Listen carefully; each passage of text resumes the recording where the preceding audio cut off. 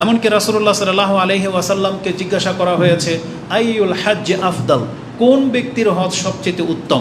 তখন রাসূল সাল্লাল্লাহু আলাইহি ওয়াসাল্লাম বলেছেন, আল হাজ্জু ওয়া শাজ্জু। এই শব্দ দুইটা বলেছেন, আল আজ্জু ওয়া শাজ্জু।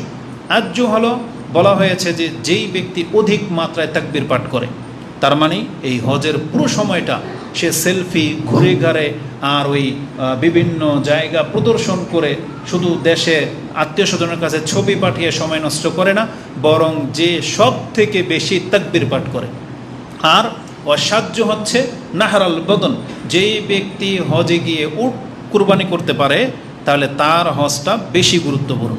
তার মানে ওই বকরি গরুর চেয়ে ওটের কদর বেশি করা হয়েছে এখানে। মানে তাহলে যার ওট কুরবানি করবে, মানে আল্লাহ ওই হজের জন্য হাদি পেশ করবে, তাহলে অবশ্যই তার খরচ বেশি, এই জন্য তার নেকিও বেশি হবে। এই জন্য ওই ব্যক্তির হজ হচ্ছে সব থেকে উত্তম, যেই ব্যক্তি বড় পশু কুরবানি করতে পারে, বিশেষ করে ওটের কথা আছে, এবং যারা অধিক মাত্রায় তালবিয়া পাঠ করে বা তাকবীর পাঠ করে। আমি জানি যে রাসূলুল্লাহ সাল্লাল্লাহু আলাইহি ওয়াসাল্লাম জীবনের একটাই হজ, প্রথম হজ, জীবনের শেষ হজ, তিনি একা কয়টা উট কুরবানি করেছেন? 100। তার অর্থায়নে তিনি 100 উট কুরবানি করেছেন। পৃথিবীর কোনো বাদশাহ হয়তো আজ পর্যন্ত এটা করে দেখাইতে পারেনি। তাহলে রাসূলুল্লাহ সাল্লাল্লাহু আলাইহি ওয়াসাল্লাম এটাই বলেছেন, যেই ব্যক্তি অধিক মাত্রায় তালবিয়া জিকির পাঠ করে এবং আল্লাহর জন্যে উট নাহর করে, তাহলে তার হজটা হচ্ছে বেশি। আমি হাদিসটাকে এনেছি শুধু ওই জন্য যে আপনাকে বোঝানোর জন্য যে জিকিরের মান কত দেওয়া হয়েছে, যে যা হজে গিয়েও যার জিকির বেশি তার হজকে উত্তম বলা হয়েছে।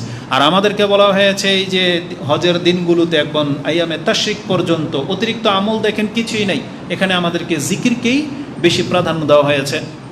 এবং এই ক্ষেত্রে যেই বাক্যগুলো প্রাধান্য পাবে, একটু আগেই বললাম লা ইলাহা ইল্লাল্লাহু ওয়াহদাহু লা, এটা।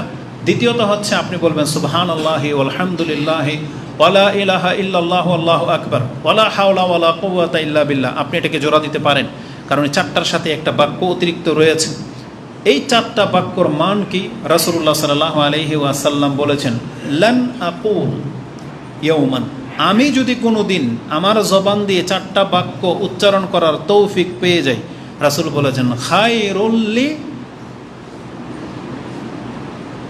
আই ইয়াত্তালিয়া আলাইহি শামস, ওই সমস্ত সম্পত্তির চেয়ে আমার কাছে বেশি মূল্যবান, প্রিয়, যার উপরে সূর্য উদিত হয়।